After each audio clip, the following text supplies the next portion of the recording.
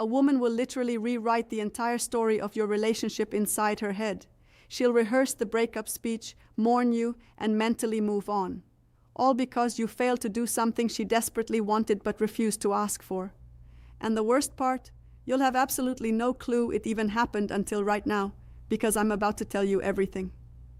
Let me start with a confession. I almost didn't make this video, and not because the topic is uncomfortable.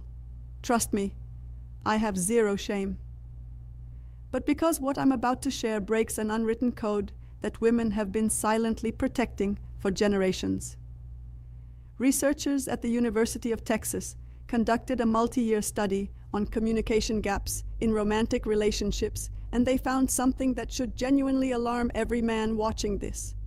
72% of women admitted to wanting specific behaviors from their partner that they had never once verbally requested. Not because they forgot, not because it wasn't important, because they believed that having to ask would strip the behavior of its meaning entirely.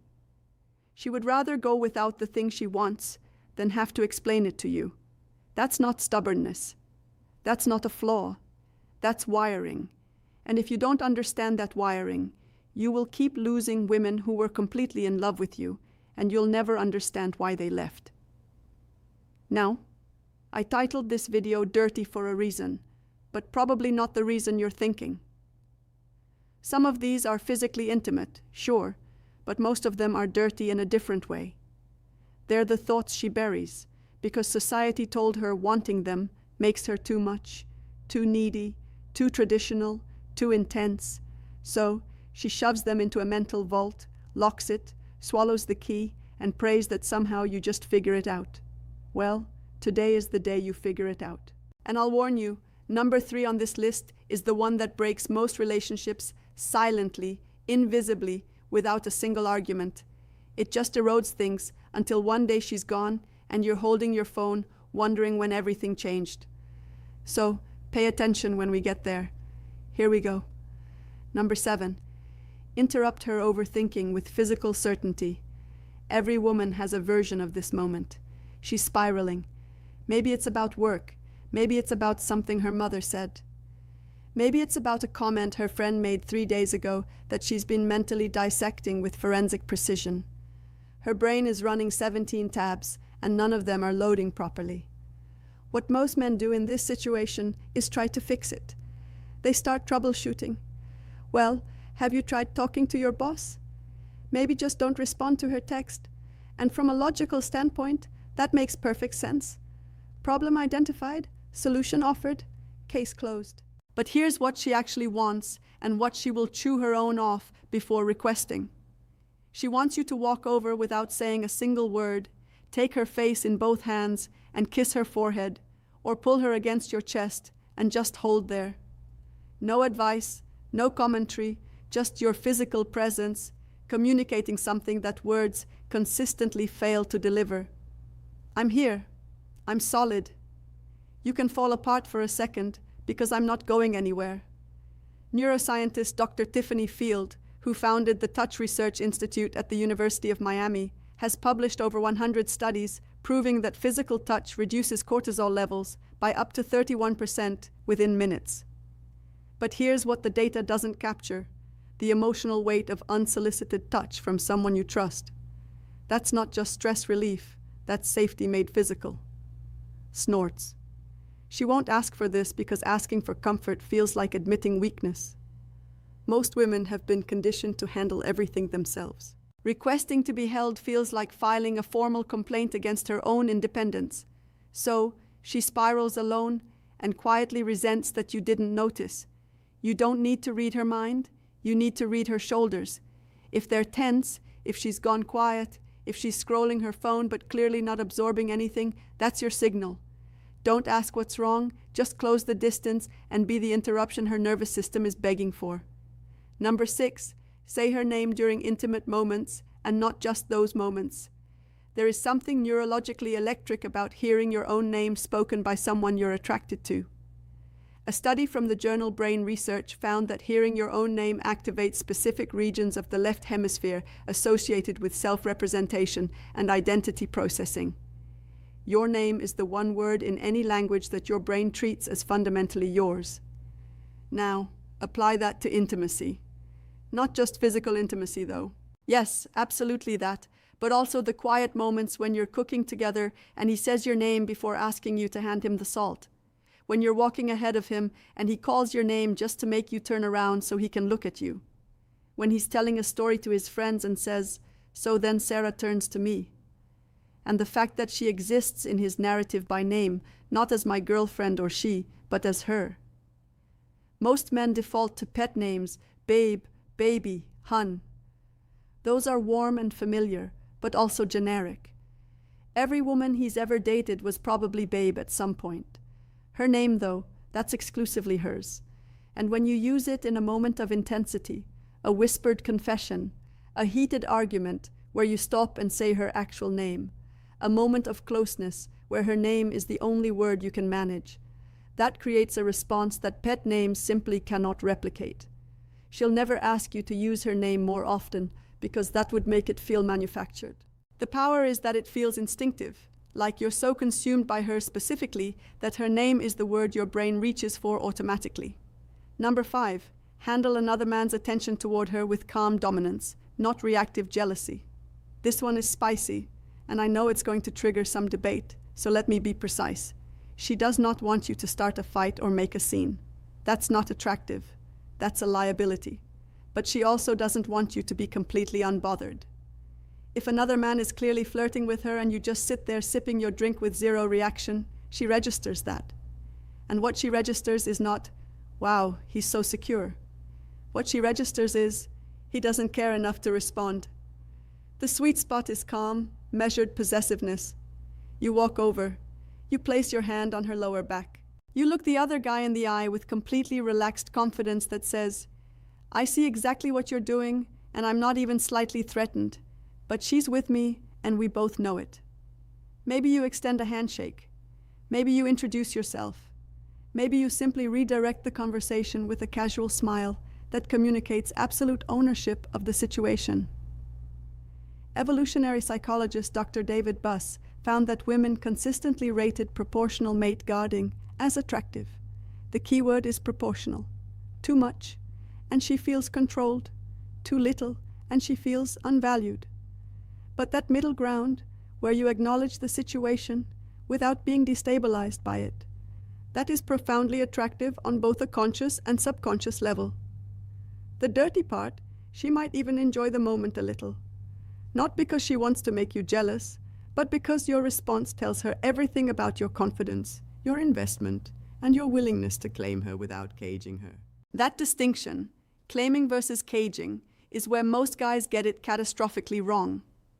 Number 4, take something off her plate without announcing it.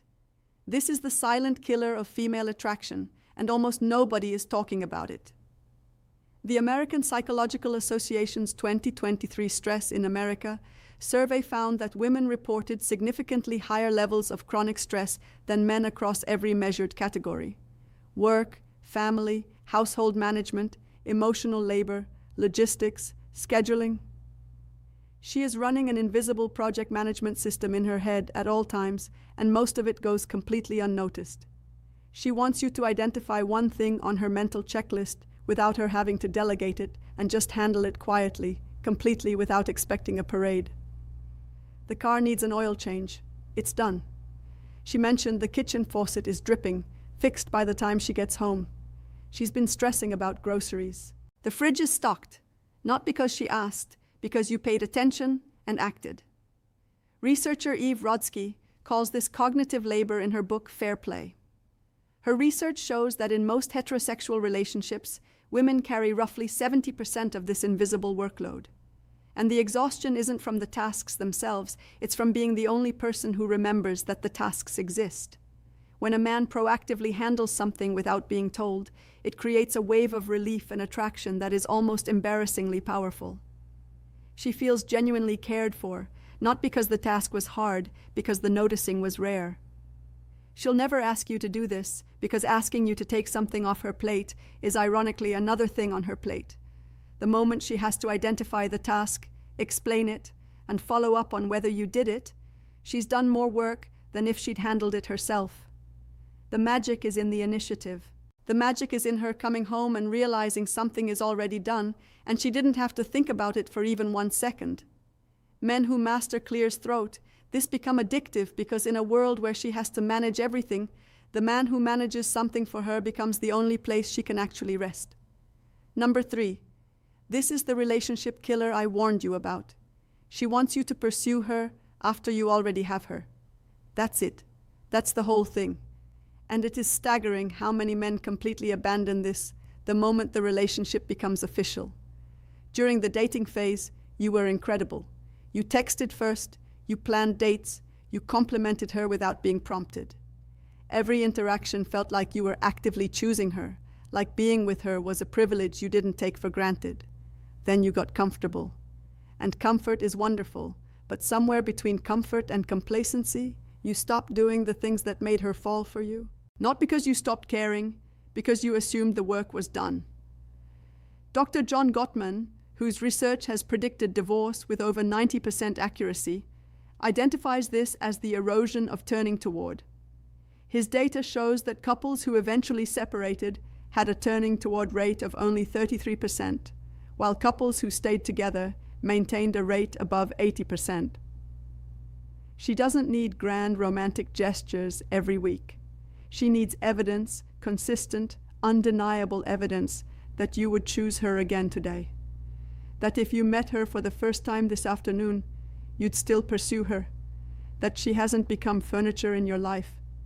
She will never vocalize this because saying I need you to pursue me again feels desperate. So instead she goes quiet. She pulls back. She starts investing less because you invested less first.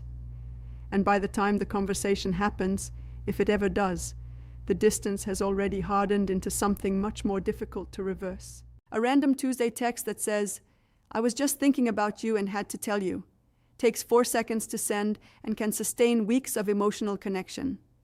A planned date night, not because she asked, but because you refuse to stop being the man who plans things, communicates more than 1,000 I love yous on autopilot.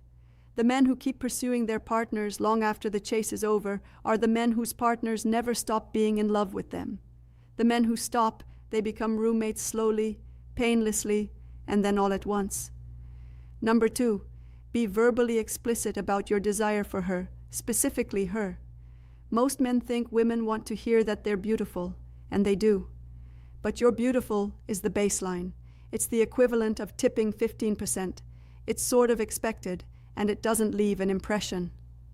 What she actually wants, what makes her replay your words at 2:01 a.m. in the morning, is snort specificity. Not you're beautiful, but the way you tilt your head when you're thinking about something serious makes it physically difficult for me to concentrate. Not, I'm attracted to you, but I watched you walk across the room at that party, and I forgot I was mid-conversation with someone.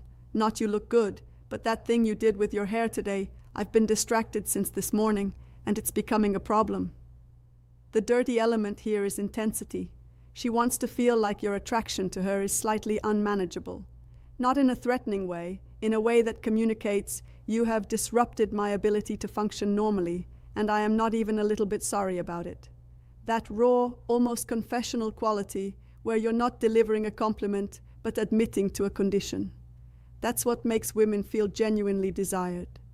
She'll never ask for this because you can't request obsession. It has to come from authentic overwhelm. And the beautiful thing is, if you actually feel it, all you have to do is stop censoring yourself. The thoughts are already there. You're just not saying them out loud. Start saying them out loud. Number 1, physically move her. I saved this for last because it's the one that makes women lose their composure fastest, and it's the one men are most hesitant to do. She wants you to physically guide her, move her, reposition her with confidence and without asking first. Hand on her waist, steering her to the other side of the sidewalk so she's not walking next to traffic. Fingers laced through hers, pulling her in a different direction because you spotted something you want to show her. Palm against her lower back, guiding her through a doorway. Hand on her thigh under the table. Not groping, not performing, just present. Standing behind her, both hands on her hips, gently turning her towards something. A study published in Evolutionary Behavioral Sciences found that women rated physical assertiveness, defined as confident, non-aggressive physical guidance, as one of the top 5 indicators of a desirable partner. This behavior activated associations with protection, decisiveness, and physical confidence simultaneously. The psychology behind this is primal. Physical movement communicates that you are present in your body, comfortable in your strength, and confident enough to occupy space and to include her in that space. The reason this is number 1 is because it operates entirely outside of language. You can't fake this with words. You can't text it. It only exists in real time, in the electricity of physical proximity, and the confidence to close that distance without hesitation. She will never say, "I wish you would just grab me and move me where you want me." But every time your hand finds her waist and redirects her, every time you pull her closer without explanation, you become the man she compares every fictional character and every passing fantasy to. And none of them win because they're not real. And you're standing right there with your hand on her back, proving that reality is better. So, now you have them. 7 things women have been silently wishing for and stubbornly refusing to verbalize since the beginning of recorded romantic history. The fact that you watch this entire video tells me you're not the kind of man who assumes he already knows everything. You're the kind who actually wants to understand. That quality alone puts you ahead of 90% of the men she's ever encountered. But knowledge without action is just trivia. I didn't make this video so you could store these as interesting facts. I made it so you could use them tonight, tomorrow, in the next quiet moment where you choose between playing it safe and doing something that actually makes her feel something. Choose the second option every time.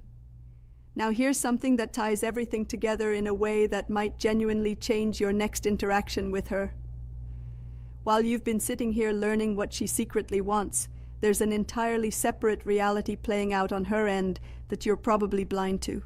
She's been watching YouTube. She's been evaluating, calculating, and in many cases, she's already made her decision about you. The verdict is in, and she's not sharing it.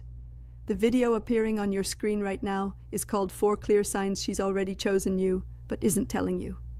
And if you don't watch it next, everything you just learned becomes only half the equation. Knowing what she wants is powerful, but recognizing when she's already decided you're the one, that's the difference between a man who's trying and a man who's already won without realizing it. It's right there. Go watch it now. I'll see you on the other.